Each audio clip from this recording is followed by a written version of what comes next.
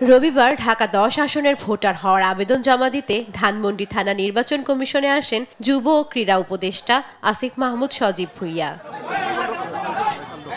এ সময় তিনি জানান, ঢাকা থেকেই তিনি নির্বাচন করবেন, তবে কোন আসন থেকে কিংবা কোন দল থেকে নির্বাচন করবেন তা এখনো অনিশ্চিত। এখন পর্যন্ত স্বতন্ত্র প্রার্থী হিসেবে নির্বাচন করার পরিকল্পনা রয়েছে। আমার কারোর সাথে কোনো ধরনের আলোচনা হয় নাই। কেউ কোন আসন কোন রাজনৈতিক দল ফাঁকা রাখলো কি রাখলো না সেটা আমার দেখার বিষয় না। আমি আমার সিদ্ধান্ত ব্যক্তিগতভাবে এককভাবেই নিব। সেই জায়গা থেকে ঢাকায় ভোটার হওয়া, যাতে করে নির্বাচনের সময় আমার ভোটটা অপচয় না হয়। কবে পদত্যাগ করবেন সরকার থেকে তা নিয়েও কোনো সিদ্ধান্ত হয়নি বলে জানান তিনি। নিশ্চিতভাবেই এখন বলছি যে আমি নির্বাচন করব। কবে নাগাদ পদত্যাগ করব এটা আপনারা জানেন যে সরকারের উচ্চ পর্যায়ের সাথে সিদ্ধান্তের উপরে অনেক কিছু ডিপেন্ড করছে। ক্রিকেটার জাহানারা আলমের দেয়া যৌন হয়রানির অভিযোগ সম্পর্কে আইনি পদক্ষেপ নিতে চাইলে সরকার তাকে সর্বোচ্চ সহযোগিতা করবে বলে আশ্বাস দিয়েছেন ক্রীড়া উপদেষ্টা আসিফ মাহমুদ সজীব ভুঁইয়া।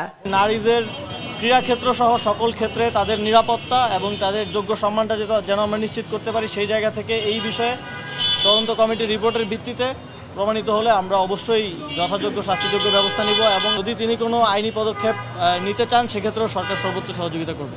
জান্নাতুল মোহনা, দেশ টিভি, ঢাকা।